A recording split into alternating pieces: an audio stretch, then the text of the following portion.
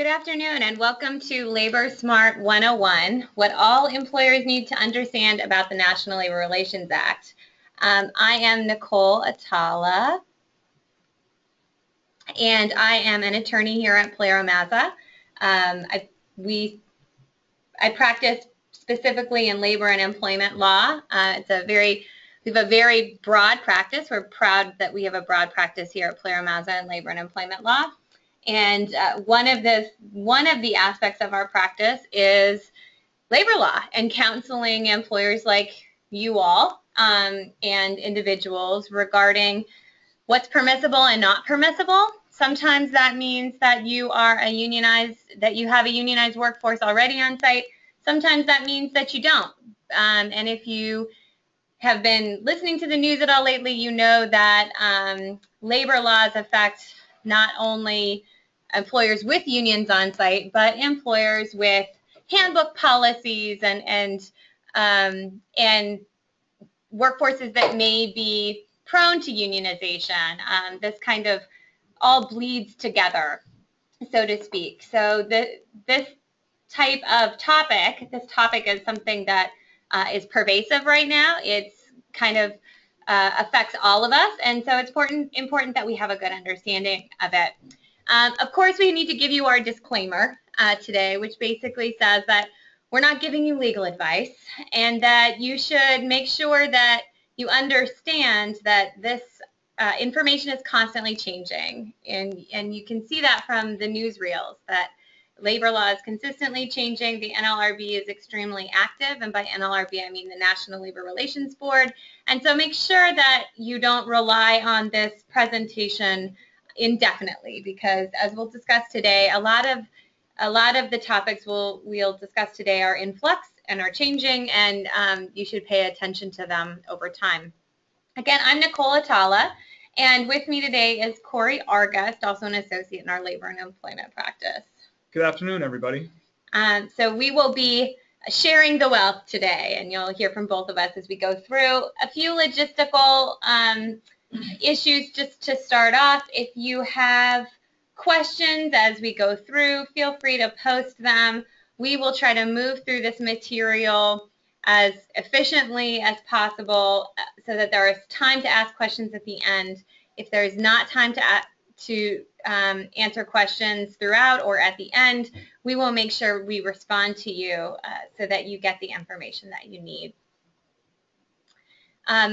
As I mentioned before, Corey and I practice primarily in the labor and employment part of the firm, but PilieroMazza is a full-service law firm. We are proud to have over 25 years of experience helping our clients, and we hope that if you are not currently using our services, that we will inspire you to use our services in the future. So what are we really going to be talking about today? First of all, we're going to talk about what the NLRA is. What is the National Labor Relations Act? Because a lot of times we hear about unions, we hear about, the National Labor Relations Board, but we really don't know what it does and what its purpose is. So we're going to talk a little bit about that today. We really want to recognize the prohibitions of the National Labor Relations Act. And what's important to know as we go through is that there is a difference between what's been legally established and what the National Labor Relations Board's interpretation of some of these legal requirements are. And these are currently being litigated. So we will talk about certain aspects of the National Labor Relations Act today that are currently in flux, that are currently being litigated. But in the last 4 to 8 years, you've seen a lot of interpretations coming out of the National Labor Relations Board that are controversial and that significantly affect all employers, not just employers with unionized workforces. Third, we're going to really talk about what's the rights of employers and what are the rights of employees, so that when these issues come up, you have an understanding of where to stop, pause, take a breath, and how to not react reactively to certain things that your employees might be doing. Then we're going to identify the impact so that you understand how this really affects you and allow you to understand the implications going forward. So what is the National Labor Relations Act? First of all, it's a federal statute, if you don't know that. It's passed in 1935. And it was really to address, as we put in quotes, the inequality of bargaining power between employees and employers, because in this particular time period, their employees didn't have a lot of bargaining power. This is going into a very difficult time in history, and people needed jobs, and the working conditions were not fantastic. So this gave protections to employees. There was, you can hear all sorts of stories about violence in the workplace, about retaliatory behavior, and it is not the same as what we think of today, but certainly was what precipitated what has become such a large part of employer-employee relations. Since its height in the 1950s, unionization has declined dramatically, and I'm sure you've heard that in the news, and we've got some statistics here for you, but the number of people in the workforce that are unionized has just dramatically decreased, and part of that is because of the way some employees view the need to be involved in a union, and I think in large part you can attribute some of this to the decline in some of the trade work that is in the United States, because that's where a lot of union activity heavily rested in the 50s. It covers virtually everyone other than rail and air carriers. So, I get a lot of calls, especially when we're reviewing handbooks and talking to employers, and they say, well, why do I need to be worried about whether my confidentiality policy complies with the NLRA? Because it does, the NLRA applies to you. And even if you don't have a unionized workforce, you could be found in violation of the act if you were investigated for some reason and you had a policy that violated the law. And we're going to talk quite a bit about those types of policies that you need to be looking out for further in the webinar. So what does the NLRA generally do? It ensures that employees can engage in what we call concerted activity, mainly through representation by unions. So Corey's going to talk a little bit about what concerted activity is here in a few minutes. But again, there have been a lot of cases recently that mostly deal with non-unionized workforces dealing in concerted activity. So you need to have an understanding of what that is. It regulates the way that employers and employees talk to each other and negotiate terms and conditions of employment. Usually that's through a collective bargaining agreement. Many non-union employers would say that there are other processes by which you can engage in those discussions, and that's one of the reasons when employees try to organize that we try to convince them that we can still have an interactive process outside of that system. But in any case, most of the time this happens through what we call a collective bargaining agreement.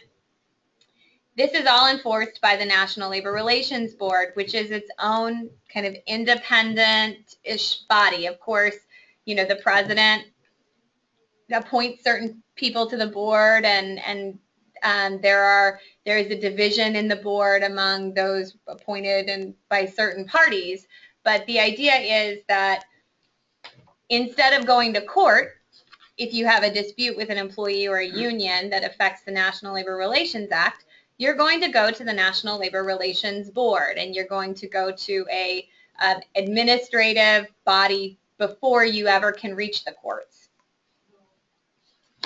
So getting into what Nicole said, we're going to get into the meat and potatoes here in Section 7 and Section 8 of the National Labor Relations Act that really have the different aspects that we want to talk to you about. And this may seem like we're harping on it a bit, but again, we just want to reiterate, this applies to almost all workforces. If you're not a rail carrier, if you're not an air carrier, the National Labor Relations Act is going to apply to you as an employer, and that is whether your employees are represented by a union or not.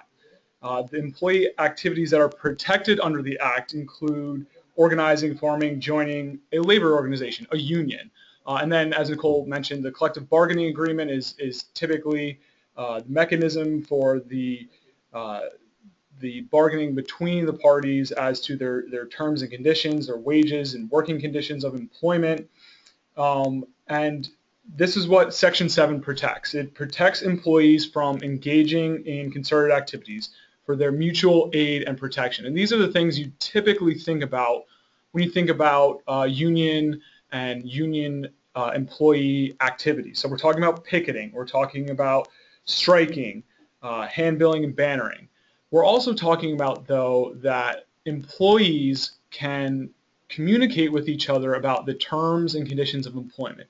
Employees can communicate with each other about what are your benefits, what are your hours, what are the safety rules and mechanisms in place for your position as compared to mine. All of those things will be considered engaging in concerted activities for the mutual aid and protection of employees. Additionally, on the flip side of that, employees have the right to refrain from any of these activities. This isn't typically something you see that is made a huge deal under the Act, but the employees, and it's an important part of this, the employees do have the right to refrain from any of these activities. A union can't come in and strong-arm them, an employee who doesn't want to be part of a union. And on the enforcement sort of Section 7 is Section 8 of the National Labor Relations Act. And that goes into what you cannot do as an employer. And so we have here, you essentially cannot interfere, restrain, or coerce employees with all those what we call Section 7 rights that I just went through, all of those mutual aid and protection activities. The employer cannot dominate or interfere with either the formation or administration of the union or contribute financial or other support. So sometimes there will be management labor committees formed at a certain job site with the employer and their employees.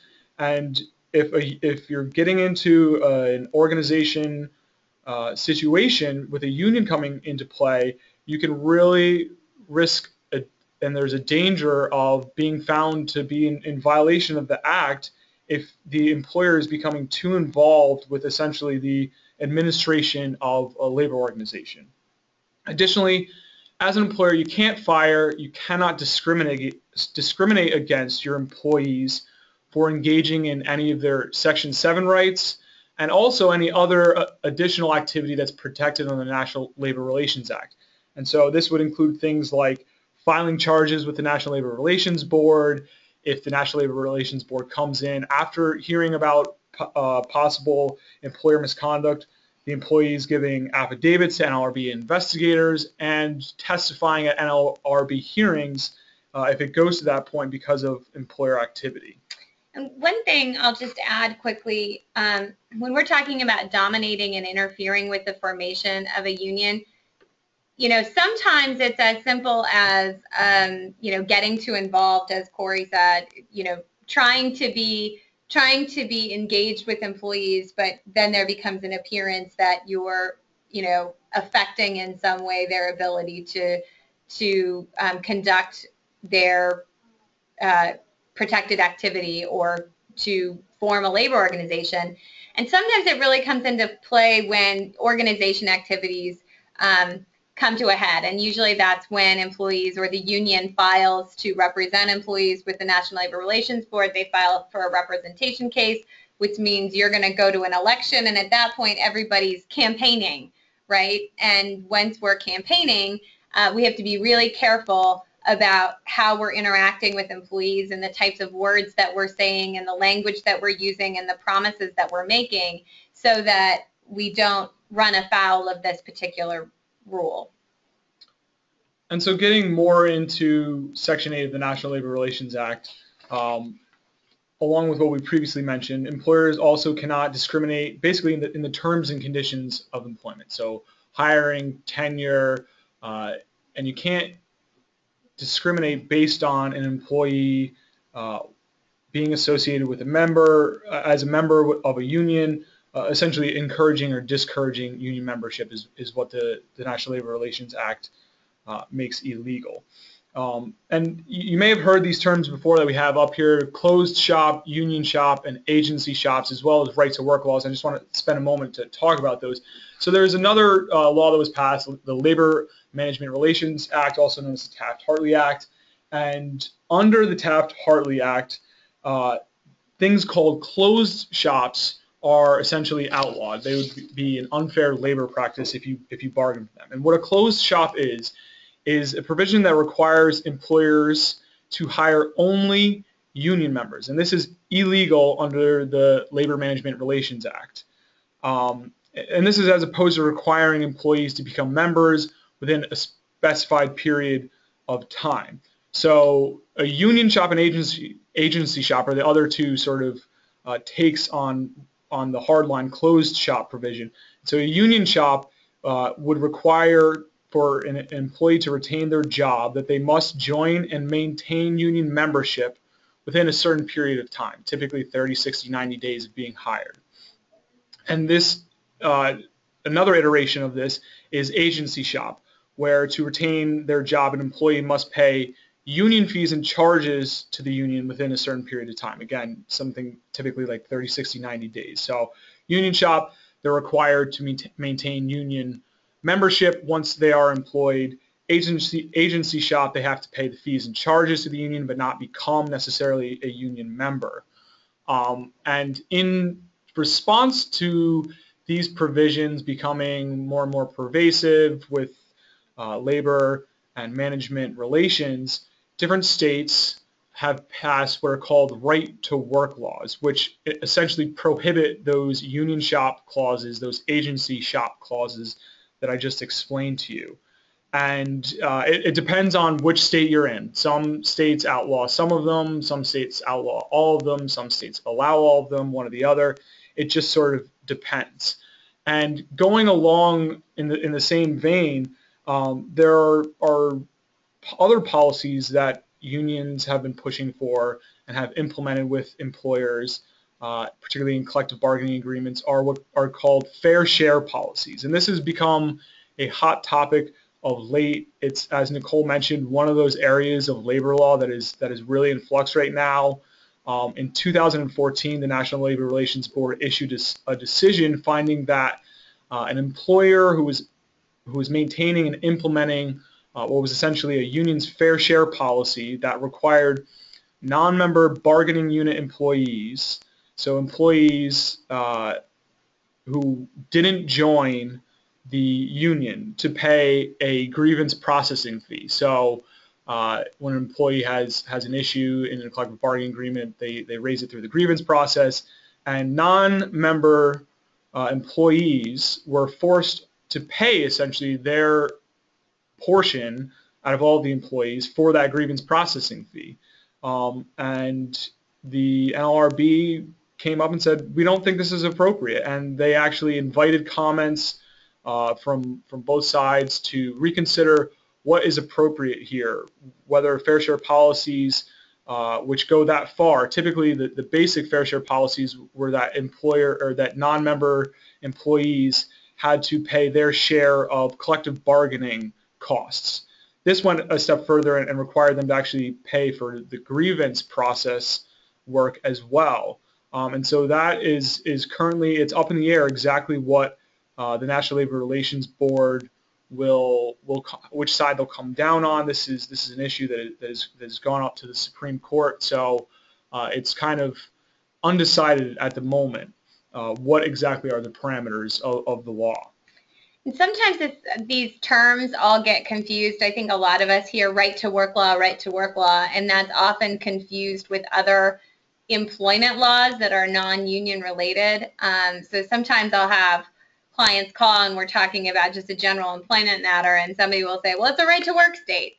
And you know, so I just think because of the terminology right to work, it's easy to confuse what these things really are and what they mean. And you know, if you have a right to work state, it's generally going to mean that you can't require somebody to pay union dues or require them to be in a union. But again, as Corey said, this is all very state specific. So if you get into a situation where you're negotiating an agreement with the union, a collective bargaining agreement, you'll want to make sure you understand whether these employees will be working in a state where there is some sort of right to work law or not, and what that really means, so that you can make sure that that the provisions in your agreement are all legal. So let's talk a little bit about bargaining under Section 8 of the National Labor Relations Act. So first of all, let's back up and say, how do we get into a bargaining situation for everybody on that has not dealt with unions much in the past, how do you even get to a place where you're bargaining with a union? There are a couple of different ways this happens. One, if you're a government contractor, you might bid on a contract that has a unionized workforce. And we see this pretty often. You know, what we're seeing on government contracts, especially that have construction work or service work, a lot of these employees are unionized already, or labor organizations are actively trying to unionize them. So if you bid on a contract where there is a union on site, you should see the collective bargaining agreement in the solicitation. That should be your first clue that there's a union on site. If you have any questions, you should ask the questions in the Q&A periods to figure out if there's a union on site. But you could show up on site, and this has happened to our clients, and find out that you've just become a successor employer under the National Labor Relations Act, and you are in a union, you now have a unionized workforce. So that's one way to do it. And at that point, you would have to then negotiate a collective bargaining agreement. Another way is that a labor organization comes in and they get enough signatures from, they're called authorization cards, which basically says employees are interested, and they get enough employees to go file a representation case at the National Labor Relations Board, and then you have an election.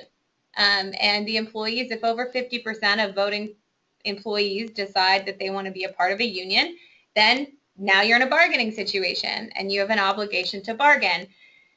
The third way is that a union approaches you and says, we want you to voluntarily recognize us.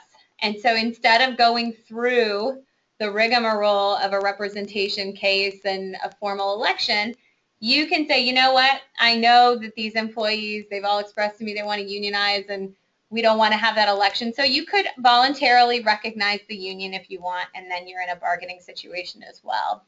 So there are a couple of different ways that happens. And just to sort of reiterate why this is so important, even if you're not a unionized workforce right now, the situation that Nicole just talked about, is we're dealing with a client right now where the representation case just started, and it used to be that you, as an employer, you had a little bit of time before the start of the process to the actual vote on when the union, if it's either up or down by the employees. You had a little bit of time. New rules went into effect last April, and it's been tagged the ambush election rules, and it really sort of is a fitting name, because in the old rules, you had at least 30 days before an election took place. There was a pre-election waiting period, and the median was 38 days. That was the most normal period of time. It was 38 days from when the petition from the union went in until when an election took place. It can now happen in as fast as 9 or 10 days, and they've added a ton of procedures that happen in between, and it's a really, really fast-paced, chaotic, hectic schedule that the National Labor Relations Board's new rules have in place. And what this means for all of you is, if you're not unionized now, it's something that you need to keep in mind, because A, we already said the law applies to you regardless whether you're unionized or not, but B, it can happen in the blink of an eye, and it's something you want to get out ahead of, and we'll get more into those specifics later, but being prepared is really important. Yeah, so some of the things that we tell employers who are not unionized yet, but maybe they think that they have a workforce that could be primed for organization, or there's a risk of organization there, is think about how to build those good relationships with your employees now. That doesn't mean you have to give them everything in the kitchen sink. You might not be able to do that. But there are a lot of ways that you can engage with your workforce to show them that you're listening, give them ways to complain to you, et cetera, et cetera. And that's something that you need to engage in now. And one question that just came up is, are there time frames for hearing scheduling? And the answer is yes. You have basically set a week from the time of the petition to either work out an agreement for an election with the union or to go to a hearing. And you have to have all of your arguments that a bargaining unit isn't appropriate, or there are jurisdictional questions, or whatever the case may be, that then you have to appear at a hearing. Most of the time, election agreements are agreed to between the union and the employer, because you're not, in that particular instance, you're not saying that the union can't be there. That's not your argument. Your argument is why is the bargaining unit as proposed by the union inappropriate, or why is there no jurisdiction to hear it? Otherwise, the election goes forward and the employees decide, and it's up to you to campaign with your workforce and tell them why you don't think they need a union to have a good relationship with you as the employer. But so you have to think about why you have to go to that hearing. But most of the time, those hearings actually don't occur. There's an agreement between the parties. So going back to the slide, it was a roundabout way of saying, how do we get to bargaining? But once we get there, under Section 8 of the National Labor Relations Act, an employer can't refuse to bargain in good faith about all those terms and conditions. That doesn't mean that you have to agree to anything, but it does mean that you have to act in good faith, to listen, to consider, to get together, to do all of those things, to operate in good faith and see if you can come up with an agreement of some sort. Likewise, the union can't refuse to bargain in good faith. And we've seen situations in bargaining where it appears that the union is stonewalling for a number of reasons, et cetera, et cetera. And so in this relationship, you see a lot, hopefully you don't see this, but often if the relationship gets off on the wrong foot, you see a lot of accusations of failure to engage in good faith bargaining. You haven't responded to us in a month, you're not engaging in good faith bargaining. We want to sit down at the table, when you're going to sit down at the table. So this is where you're going to see at the outset of a relationship, depending on how you work with the union, you may see some what we call unfair labor practices, and those are complaints essentially to the NLRB, and we'll talk a little bit more about those later. But that's where you sometimes at the outset of a relationship, you see these unfair labor practices based on good faith bargaining because the parties aren't getting together quick enough for each other. You have to meet at reasonable times to confer with the union, and you have to deal with whoever is designated by the employees. A lot of times my client says, well, I don't want so-and-so in the room, they're a troublemaker. Or I don't want so-and-so, like, can't we get somebody else in there? No, the answer is that the union gets to select who they want to bargain on their behalf, and you get to select who you want to bargain on your behalf. And the parties don't get to tell each other who they want in the room. Now, sometimes you need to give some thought to who is going to be the most effective people to be in the room to get the job done the way you need it to be done. But that's a different question. So most of the time there are going to be one or more employees in the room when you're talking to union folks, and you can bring the team that you need in order to make progress. You also need to supply relevant information. So you'll see what we call information requests from the union, and you can ask the union for information as well. And these are going to be things that are relevant to what you're discussing in bargaining, which is wages, terms and conditions of employment.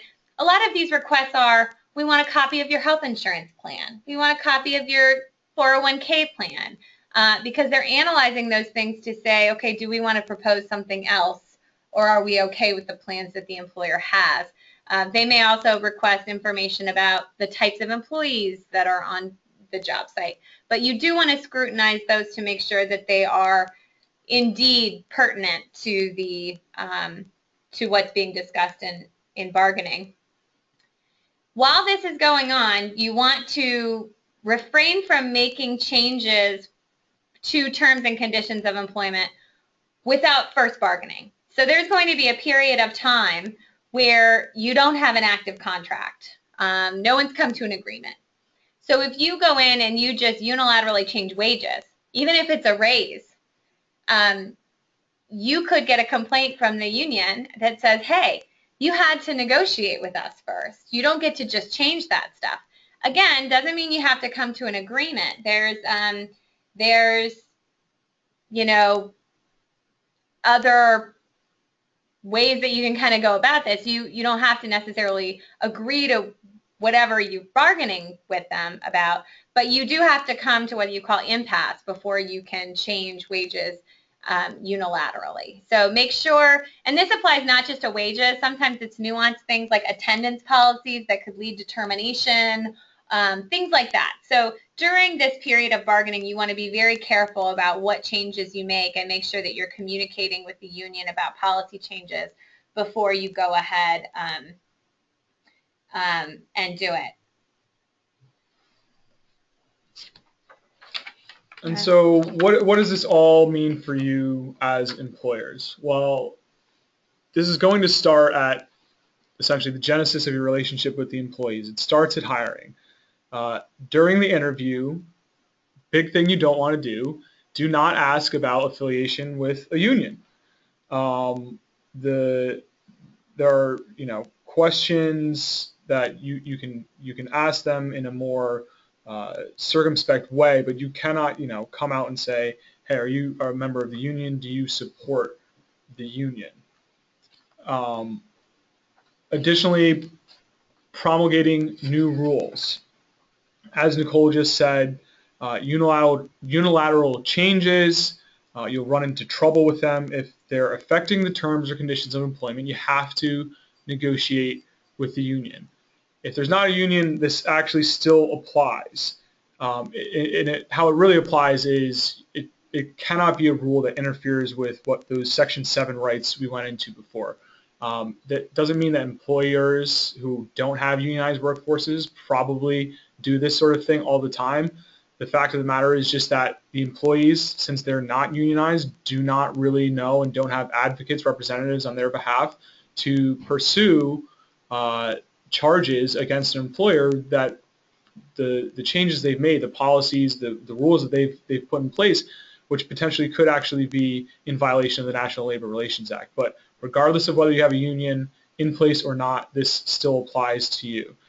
And the big sort of rules that this gets into, and the National Labor Relations Board has put out a lot of their opinions on these, particularly in employee handbooks, relating to confidentiality, social media, and investigations within the employer-employee context. And we'll get into more specifics of these. And one thing I should mention is this is primarily important if you have a unionized workforce or you're bargaining with a union. Once that contract is signed, you've primarily discussed most of the terms and conditions of employment. So the rule with respect to unionized workforces becomes a little less, what do you want to call it, aggravating or burdensome or, pertinent once you have a CBA, because that collective bargaining agreement is really going to guide your relationships with those employees. But before that, you really want to be careful about that. And if you come up with something completely new and it's what we call a mandatory subject of bargaining, you need to look at whether your CBA covers that or doesn't cover that, and whether you can implement some new policy without talking to the union before you do it. Generally speaking, open communication is appreciated, even if not required, so it depends on the type of relationship you have with that workforce. So let's get into a couple of these policies, and I know we have a couple of questions, but I'm going to try to get through some of the substantive stuff, and I promise I'll come back to your questions or at the end, or we'll get back to you. But first of all, confidential information. This is a big one because there's been recent NLRB decisions regarding confidentiality lately. So generally, as we discussed earlier, employees can discuss wages, hours, terms and conditions of employment with fellow employees and union representatives.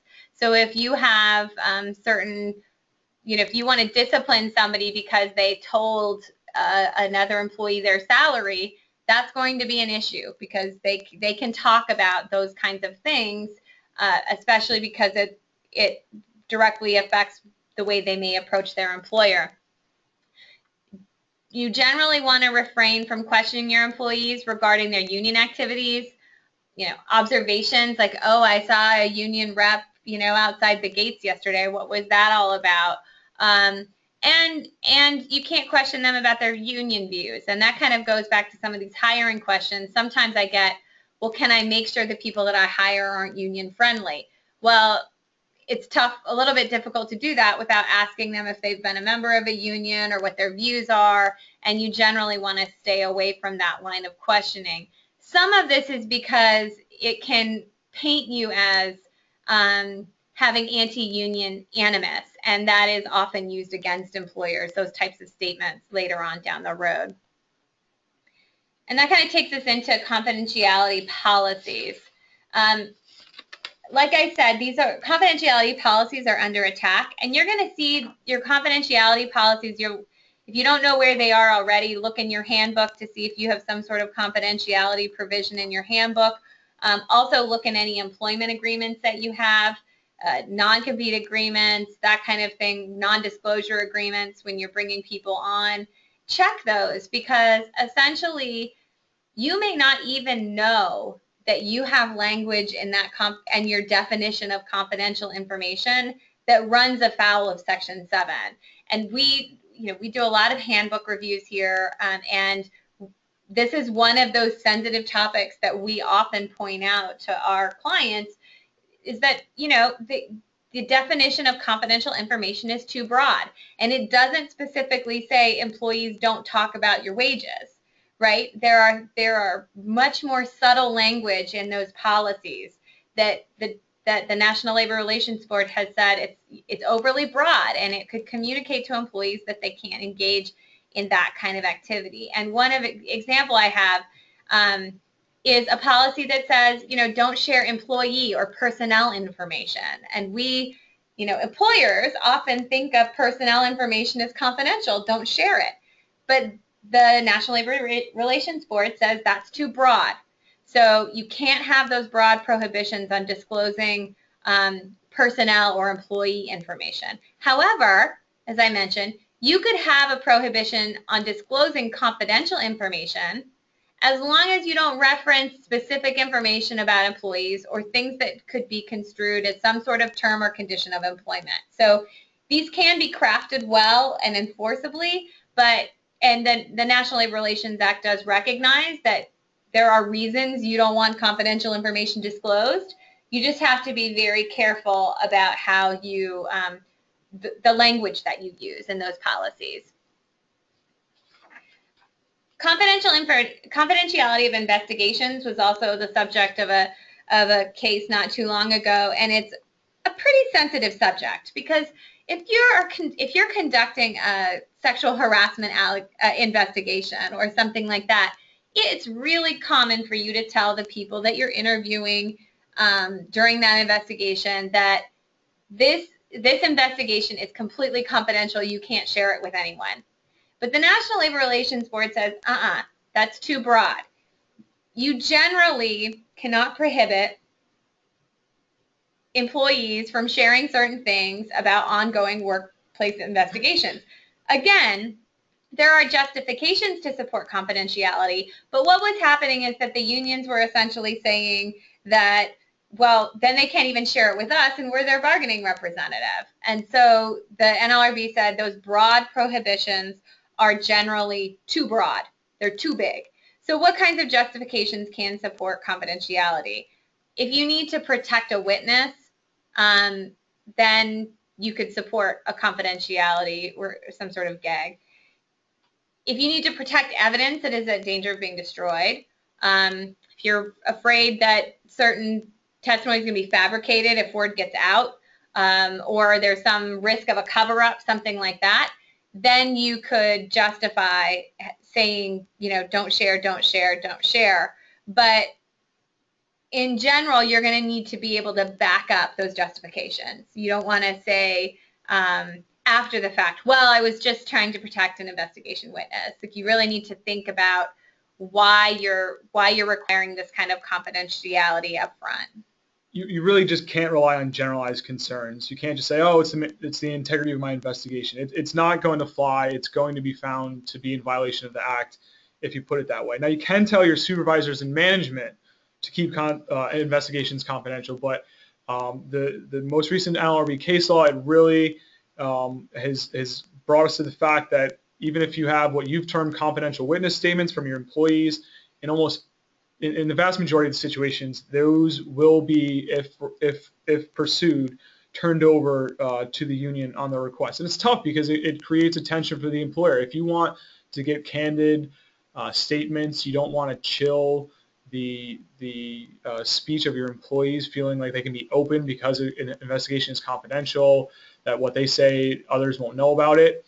It's tough for employers because it's really not something that typically you can keep as confidential as you would like anymore. Social media. This is one of those sexy topics of a year or two ago. I think employers are a little bit more savvy about their social media policies than they used to be, but we still see a lot of social media policies that run afoul of Section 7. And you might recall that, the Facebook cases, kind of what they were called. And there were several cases that were ongoing a couple years ago. But basically, if an employee goes out on Glassdoor or Facebook or whatever social media site they subscribe to, and they make a remark about a supervisor, or they say, I don't like the way so-and-so treats me, or so-and-so is really a jerk to me. There was a question about whether that was really concerted activity, because who are you really talking to on Facebook, right? I mean, you have 500 friends on Facebook. Are you really engaged in concerted activity? But the National Labor Relations Board and other courts have found that in general, yes, you would be engaged in concerted activity. Other employees can see that and look at that and can engage with you in that conversation. So you have to be very careful about what your social media policy says about posting. A lot of social media policies now, if you start looking around, will say things like, make sure you're not representing that this is the official opinion of the company. That's generally okay. But prohibiting saying anything about work on Facebook or, wherever you're posting, you can't do that. You have to be very careful about the language that you use.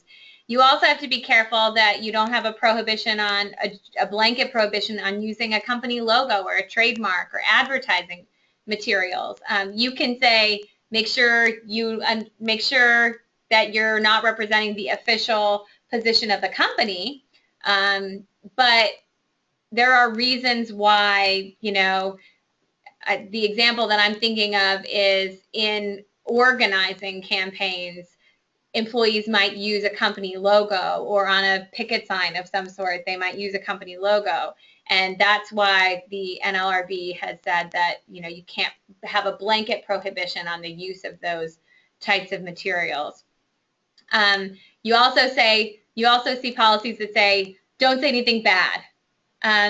It's one of those things where you could probably toe the line and say, make sure you use your best judgment and think about what you're posting, but you can't prohibit negative comments. There is a legitimate interest for ensuring that employees don't misrepresent the tagline of the company, but that policy needs to be very clear. And like we said before, that both the social media and the confidentiality, you'd be surprised. We see these all the time. It's something you want to take a look at in your employee handbook if you have policies regarding those, because the law really has evolved over the last few years, and a lot of the older policies will basically go into prohibitions that we just said are unlawful, and we see them in employee handbooks all the time. And so getting into employee conduct, and when we talk with employers, either unionized or those who are about to or potentially going to be, we do trainings on this. And this is something that gets employers and their managers and supervisors a little riled up, because it really is surprising exactly what kind of employee conduct is basically legal under the National Labor Relations Act. So employees, like Nicole just said, on social media, they have a right to criticize their employer, and it all comes back to terms and conditions of employment. They're concerted activity. And if they're talking about the employer's labor policies or their treatment of employees, they're going to be allowed to criticize the employer, obviously within within reason to a certain extent, but you'd be surprised how far that can stretch. So your rules as an employer cannot prohibit just criticism of you as an employer. We have an example here of a rule that's unlawfully broad if it prohibits employees from being disrespectful, negative, or rude toward their employer or management. You have to provide more context. You have to provide more clarification. You can say to your fellow coworkers, you can talk about them being rude, disrespectful, negative towards customers and clients, but just a broad prohibition.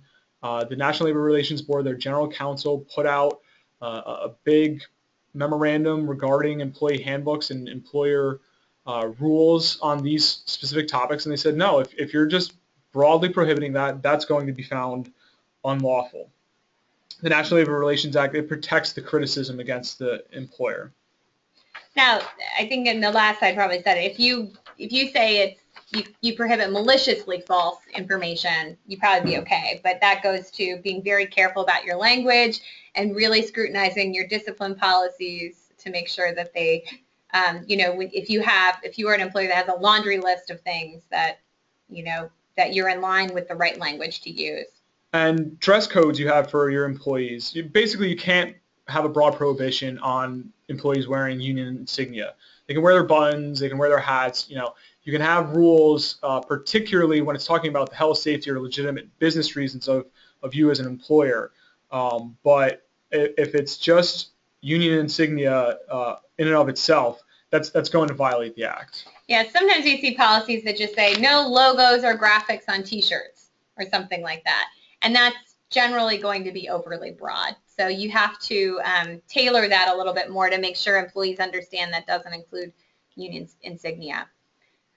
And getting into both photography, recordings, generally, again, you cannot prohibit this in the workplace. You have to have a specific reason. You have to have conditions under which the recordings are permissible or not permissible, and it cannot interfere with those Section 7 rights that we've been over again. You can't ban the use or possession of cameras or personal recording devices. Everybody has these now. These are ubiquitous. Everybody has an iPhone or an Android. We all have cameras and video cameras in our pockets now.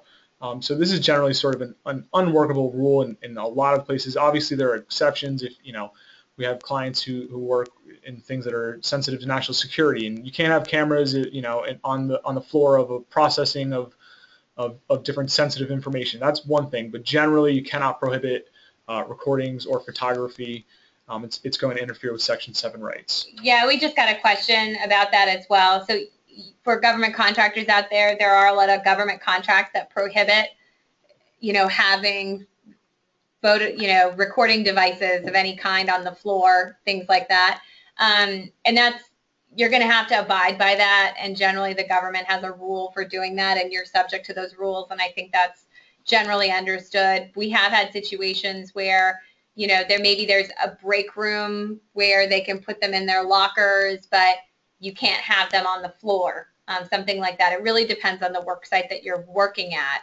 And in that case, you want to make sure that your policy is clear, that you don't prohibit it unless the site prohibits it. So maybe in your home office, for your, administrative personnel that are in your home office, it's going to be perfectly, you can have a recording device there. But if you work at a location that prohibits it, then you can't have it. So what are some other rules are effective? I could probably talk for half a day on all the types of rules that are affected by the NLRA, but some other ones to just think about as you're looking at your policies are, conduct to coworkers, conduct toward coworkers, because the National Labor Relations Board understands that sometimes when you're talking about terms and conditions or organizing, that can get heated among coworkers, so there are rules to protect that. Communications with third parties, primarily media. You can't prohibit your employees from talking to the media. Again, you could prohibit them from saying anything officially on behalf of you, but you can't have broad prohibitions. We talked a little bit about logos, copyrights, and trademarks earlier. Restricting employees from leaving work. This one, I get goggly eyes sometimes because people are like, are you kidding me? I can't tell employees they can't leave work.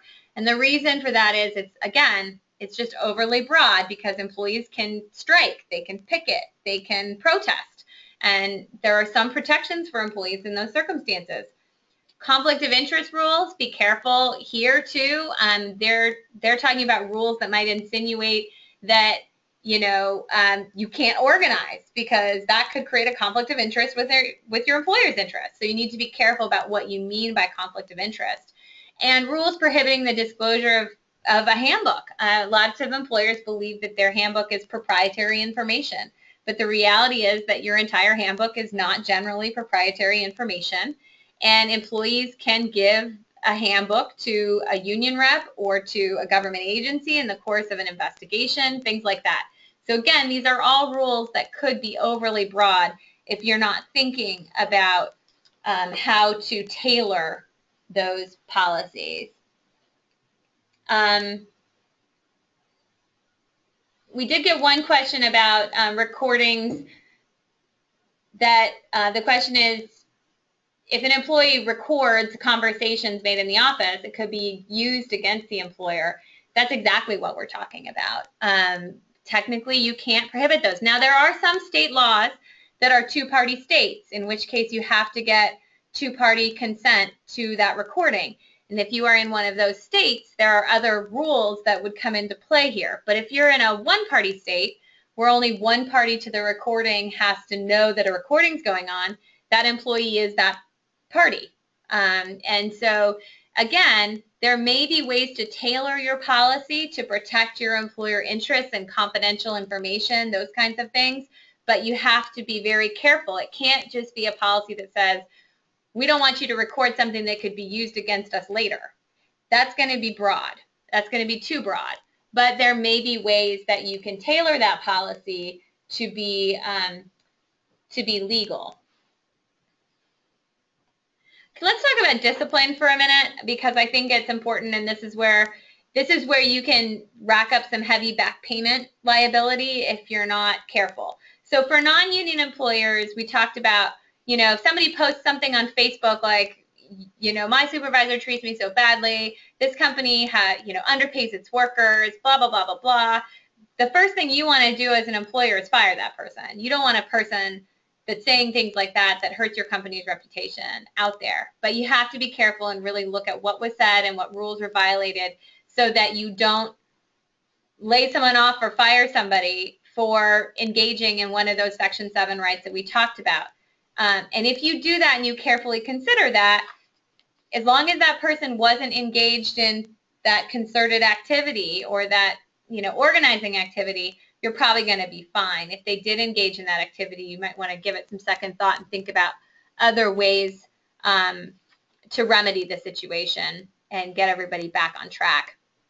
For union employers, or when you have an organized workforce, the first thing is to make sure you comply with your CBA. So your CBA is your roadmap and your Bible, and you want to look at it frequently to make sure. Most CBAs are going to have some sort of just cause provision for termination, and they may even list out what offenses are terminable offenses. So you want to really look at that. If you're in a bargaining situation, or if you just have a general just cause provision in your collective bargaining agreement, you really want to track disciplinary actions so that you can look back and say, is this discipline that I want to exact now in line with what I've done in the past? Because the first thing you're going to get after you fire somebody and you get a grievance of some sort is, tell me when you've done this before. Tell me how this is in line with the past practice that you've already established. And this really comes into play when you're disciplining shop stewards or union reps of some sort, because they're going to say, you're doing this because this person's a shop steward or a union rep. You wouldn't do this to another employee. And then you've got yourself into a pickle. So go back and look and see what you've done in the past. That'll give you some support going forward in discipline. Again, you need to engage in collective bargaining if there is nothing in your CBA, or if you're engaged in bargaining before you take certain actions. So just be very, very careful about that particular piece of things. The main thing you want to do is apply disciplinary policies uniformly. Okay, so just be consistent. Some employers have systems to track discipline. Some employers that don't have systems to track discipline, keep a spreadsheet if you can. So, because it's really hard to go back and look at individual files for disciplinary action. So, keep a spreadsheet if you can keep a spreadsheet at very least. Again, the NLRB tends to give employees a lot of leeway when they're engaging in heated discussions about the terms and conditions of employment. They can scream at you, curse at you. They can lunge over a table at you. They can go very close to crossing a line. And the law protects them as long as they're engaging in things like talking to you about their wages or benefits, or if they're union employees, maybe they're representing another employee in a disciplinary action, and things get really heated.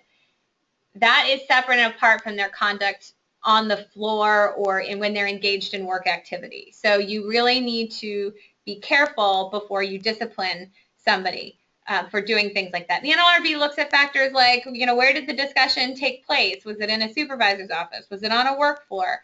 What was the subject matter? Did the employee curse? And did you provoke it as the employer? Did you say something to the employee or do something to provoke their activity? If you're cursing at them and they're cursing at you back, that's probably not good for you. Employers can still commit unfair labor practices, and again, those are those complaints, by applying existing discipline policies more strictly. Again, this is where you want to look back at what you've done in the past. And if you're applying a rule overly broadly, as we talked about all those rules, and you impose discipline under that rule, it could be an unfair labor practice. And so now we're going to get into the very specific sort of aspect of union and employer interactions, particularly as it pertains to discipline, is what is called Weingarten Rights. And this comes from a National Labor Relations Board case. And so these rights are named after this case. And essentially, an employee is given the right to be represented by a union if they reasonably believe an investigatory interview with their employer may lead to discipline. And so if that is the case, if they're represented by a union and they think it could potentially lead to discipline, the interview, they have the right to ask for a representative from the union or potentially a fellow employee. Also, they can forego representation and proceed without. And so just to give you some examples of what may lead employee to think that they could be disciplined is having a conversation with a supervisor about improving your production, if the employer had a practice of disciplining people with poor production. So things like that would trigger what are called Weingarten Rights. We're just bringing that up. There are lots of ins and outs of Weingarten Rights, but we want you to know they're out there. Obviously, we're almost out of time even today, so and really haven't scratched the surface. But we wanted you to know, if somebody requests to have union representation and they're a unionized employee, you need to think about whether this is a situation where they can have a union rep present. And so if you are potentially running afoul of the National Labor Relations Act, the union will file what is called an unfair labor practice charge. And that's essentially when you've taken an action as an employer that violates the act. And it also applies to unions as well. We see it much more on our side with the employers being charged with that, but it could be levied against the union as well. And so the union will submit a charge to the National Labor Relations Board saying you as the employer committed what we say is a ULP, unfair labor practice. It's then investigated by an NLRB agent, potentially goes to administrative hearing, and there are penalties associated with this. Back pay, if you terminate someone and offer reinstatement, you have to essentially post notices, a little bit of a shaming consequence for an employee, and policy changes that the NLRB might force you to implement. So I'm going to go very quickly. I know we're almost out of time, and I know I need to get back to people, but there's a couple of slides on 10 things you need to know as a manager, and I'm just going to go through them real quickly. But basically, don't react too quickly. Supervisors, you are the company. Make sure you're thinking long-term, not short-term, because these things can be costly. These reactionary decisions can be very costly. Don't threaten or loss of a job, things like that, or rewards in connection with Section 7 rights. So just be very careful. If you see a Section 7 right, stop. Don't interrogate your employees and don't spy on them.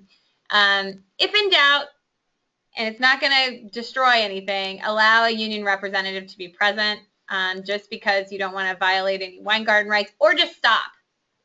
Stop and assess. Know your policy for disciplines and investigation before you take action.